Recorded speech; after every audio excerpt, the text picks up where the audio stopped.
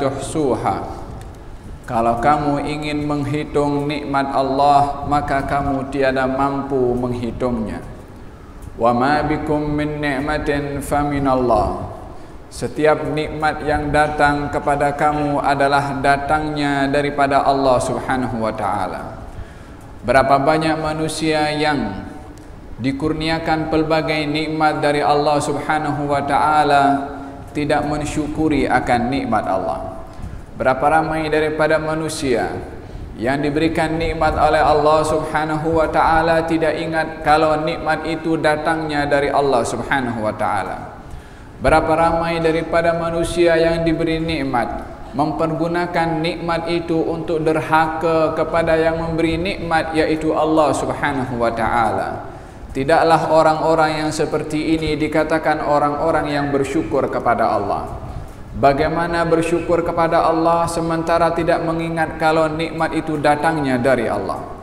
Bagaimana dikatakan bersyukur kepada Allah sementara tidak mempergunakan nikmat kepada tujuan yang disukai oleh Allah? Bagaimana akan dikatakan mensyukuri nikmat sementara dia tidak mensyukuri dengan mengucapkan alhamdulillah kepada yang memberi nikmat, yaitu Allah Subhanahu wa taala, yang kalau kita menghitung dan melihat daripada mula bangkit tidur sampai tidur, permulaan daripada umur, saat, nafas yang kita pergunakan, semuanya itu adalah nikmat dari Allah Subhanahu wa ta'ala. Maka demikian Allah berfirman, wa qalilum min ibadiyas syukur. Sedikit sekali daripada hambaku yang bersyukur kepada Allah Subhanahu wa ta'ala. Ramai daripada manusia tidak mengingati bahwasanya di sebalik nikmat yang kita dapat itu ada pertanggungjawaban kepada Allah. Ramai daripada manusia tidak menyedari kalau nikmat yang diberikan oleh Allah akan dipersoal oleh Allah Subhanahu wa taala. Bukankah demikian yang datang daripada Allah Subhanahu wa taala dalam firman-Nya dalam Al-Qur'an, "Tsumma latus'alunna yawma idzin 'anil na'im." Kemudian kamu wahai manusia, wahai jin, latus'alunna yawma idzin 'anil na'im, akan ditanya nanti, bukan sekarang akan ditanya oleh Allah. Sebab sekarang adalah masa dugaan kita kepada Allah Subhanahu wa taala. Masa tes yang diberikan oleh Allah Subhanahu wa taala kepada kita ketika berada di dunia. Tapi soalan itu nanti di hari kiamat, adakah kita termasuk orang-orang yang pas daripada ujian yang diberikan oleh Allah melalui nikmat yang diberikan oleh Allah Subhanahu wa taala? Wa nabluukum bisyarri wal khairi fitnah. Kami Allah akan menduga kamu dengan perkara yang buruk dan juga perkara yang baik sebagai dugaan dari Allah Subhanahu wa taala. Bukanlah dugaan itu hanya terhad kepada masalah problem yang dihadapi oleh manusia di dalam hidup.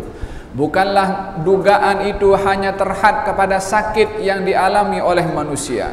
Bukanlah dugaan itu hanya terhad kepada musibah yang menimpa kepada manusia. Walaupun ramai daripada manusia melihat dugaan itu bila mana kita bermasalah, bila mana kita menghadapi musibah, bila mana kita menghadapi dugaan dari Allah Subhanahu wa taala. Akan tetapi bagi orang yang beriman, yang memahami akan maksud dan akan firman Allah Subhanahu wa taala di dalam Al-Qur'an, dugaan itu juga terletak kepada kesehatan manusia. Dugaan itu terletak kepada usia muda manusia. Dugaan itu juga terletak kepada harta manusia. Dugaan itu juga terletak kepada nikmat yang ia dapat. Nikmat itu juga dugaan dari Allah Subhanahu wa taala, wa nabluukum bisyarri wal khairi fitnah. Kami Allah menduga kamu dengan perkara yang buruk, perkara yang kamu tak suka, musibah, sakit, hidup miskin, susah, itu perkara yang kamu tak suka, itu dugaan dari Allah Subhanahu wa taala. Wal khairi, dugaan juga dalam kebaikan. Nikmat yang kamu dapat, sehat yang kamu rasa, nikmat anak, dzurriyyah, keluarga yang bahagia, itu semua kamu suka, itu juga bahagian dugaan dari Allah Subhanahu wa taala. Tsumma latus'alunna yawma idzin 'anil na'im. kamu nanti di hari kiamat pasti akan disoal oleh Allah Subhanahu wa taala. Apa yang akan disoal oleh Allah Subhanahu wa taala? Anin naim, tentang nikmat yang kamu dapat.